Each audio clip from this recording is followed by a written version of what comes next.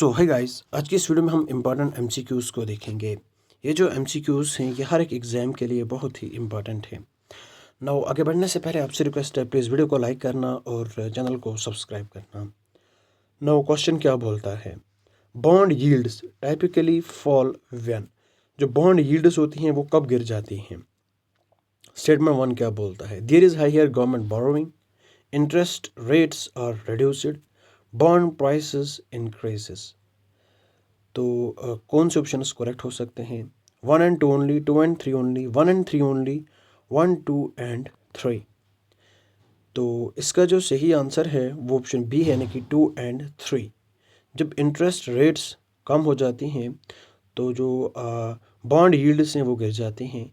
जब bond prices increase होंगी तो बॉन्ड यील्ड जो है वो कम हो जाती है। इस वजह से ऑप्शन बी जो है वो करेक्ट है, डेट इज़ 2 and 3। ठीक है, ये एक्सप्लेनेशन है जो कि मैंने आपको बताया। Now next question, with reference to the quality control orders consider the following statements. Quality control orders के रिगार्डिंग हमें इन स्टेटमेंट्स को कंसिडर करना है।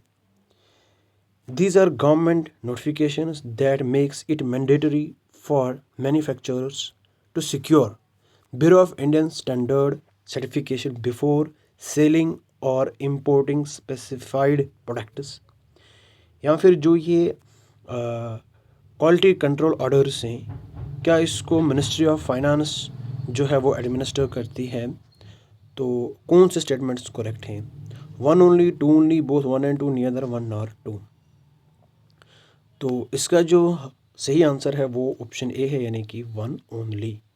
ठीक है, ये गवर्नमेंट नोटिफिकेशंस हैं जो कि मैंडेटरी करती हैं मैन्युफैक्चरर्स के लिए कि जो मैन्युफैक्चरर्स हैं वो क्या करें, बीआईएस को सिक्योर करें, बीआईएस सर्टिफिकेशन को सिक्योर करें बिफोर सेलिंग या इंपोर्टिंग स्पेसिफाइड प्रोडक्ट्स। इसको मिनिस्ट्री ऑफ फाइनेंस एडमिनिस्टर नहीं करती, इसको ब्यूरो ऑफ इंडियन स्टैंडर्ड्स जो है वो एडमिनिस्टर करती है। इस वजह से स्टेटमेंट 2 जो है वो इनकरेक्ट है और स्टेटमेंट 1 जो है वो करेक्ट है, that is option A is correct, only 1। ठीक है, नाउ द नेक्स्ट क्वेश्चन क्या बोलता है, जो मॉनेटरी पॉलिसी कमेटी है इसके रेफरेंस में हमें ये बताना है कि कौन सा स्टेटमेंट करेक्ट नहीं है, नॉट करेक्ट। ठीक है, जो मॉनेटरी पॉलिसी कमेटी है क्या इसमें 4 मेंबर्स का कोरम होना चाहिए। ठीक है, क्या जो मॉनेटरी पॉलिसी कमेटी है ये हर साल 4 टाइम्स मीट होती है। ठीक है, क्या जो मॉनेटरी पॉलिसी कमेटी है इसका काम है जो इन्फ्लेशन टारगेट है उसको 4+-2 पे मेंटेन करके रखना। ठीक है, क्या जो प्राइम मिनिस्टर है क्या ये एक्स ऑफिशियो चेयरमैन की तरह सर्व करता है। तो कौन कौन से स्टेटमेंट्स जो हैं वो करेक्ट हैं। तो इसका सही आंसर जो है वो ऑप्शन डी है, यानी कि प्राइम मिनिस्टर जो है वो इसका एक्स ऑफिशियो चेयरमैन नहीं होता। ठीक है, तो कौन होता है इसका एक्स ऑफिशियो चेयरमैन।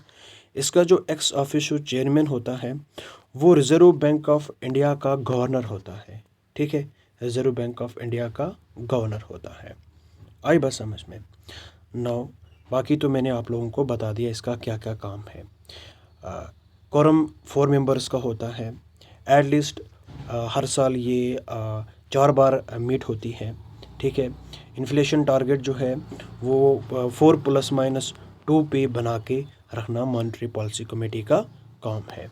ठीक है, तो इसका चेयरमैन कौन है, इसका चेयरमैन आरबीआई का गवर्नर होता है।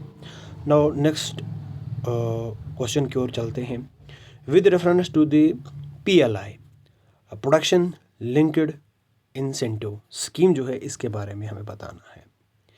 क्या जो ये स्कीम है इसका काम है मैन्युफैक्चरिंग को स्ट्रांग बनाना और इंपोर्ट्स पे जो हमारा डिपेंडेंस है उसको कम करना।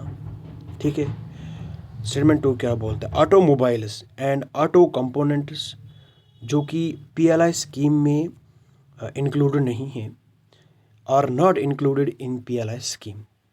तो कौन से स्टेटमेंट्स करेक्ट हो सकते हैं। 1 only, 2 only, both 1 and 2, neither 1 or 2। तो इसका सही आंसर जो है वो ऑप्शन ए है, यानी कि ओनली 1। स्कीम को लॉन्च किया गया था 2020 में ताकि जो इंपोर्ट्स हैं उन पे उनको रिड्यूस किया जाए और जो मैन्युफैक्चरिंग है उसको स्ट्रांग बनाया जाए। तो इस वजह से स्टेटमेंट 1 जो है वो करेक्ट है, स्टेटमेंट 2 जो है वो इनकरेक्ट है। इसमें हमारे पास बहुत सारे जो सेक्टर्स आते हैं, बहुत सारे मैन्युफैक्चरिंग प्रोडक्ट्स आते हैं। इसमें इलेक्ट्रॉनिक्स, टेक्सटाइल, फार्मास्यूटिकल्स, ऑटोमोबाइल्स, ये चीज़ें सारी आती हैं। ठीक है, 14 की सेक्टर्स हैं इसमें mobile manufacturing, specified electronic components, critical की स्टार्टिंग मटेरियल्स, ड्रग्स हैं, एक्टिव फार्मास्यूटिकल इंग्रेडिएंट्स हैं, ये चीज़ें इसमें आती हैं। ठीक है, आप वीडियो को पॉज करके ये देख सकते हो कौन कौन से प्रोडक्ट्स इसमें आते हैं। Now next question, consider the following statement about the debit to GDP ratio. ठीक है, क्या ये कंट्री के जो public debit to it is gross domestic product को कंपेयर करती है। ठीक है, एंड स्टेटमेंट 2 क्या बोलता है, क्या इंडिया के पास एक टारगेट है जो कि डेबिट टू जीडीपी रेशियो को 50 प्लस माइनस पर बरकरार रखना या यहाँ तक कम करना, डिक्लाइन करना बाय 31 मार्च 2031। ठीक है, स्टेटमेंट 1 क्या बोलता है, 1 only, 2 only, both, 1 and 2, neither 1 nor 2। तो इसका जो सही आंसर है वो ऑप्शन सी है, यानी कि बोथ 1 and 2। ठीक है, ये क्या काम करती है, ये कंट्री के public to it is gross domestic product जो है उसको कंपेयर करती है, उस रेशियो को कंपेयर करती है। ठीक है, नाउ ये इसका एक्सप्लेनेशन है। ठीक है, चाइना की जो रैंक है वो इसमें 21st है with 96% public debit ratio. And अगर इंडिया की हम बात करें तो इंडिया का जो रैंक है वो 31st है विद 80%। ठीक है, 80% के साथ। आई बात समझ में। नाउ नेक्स्ट क्वेश्चन को हम नेक्स्ट वीडियो में देखेंगे, नेक्स्ट 5 क्वेश्चंस को। आई होप आपको ये वीडियो पसंद आई होगी। प्लीज़ वीडियो को लाइक करना और चैनल को सब्सक्राइब करना। Thank you and bye bye.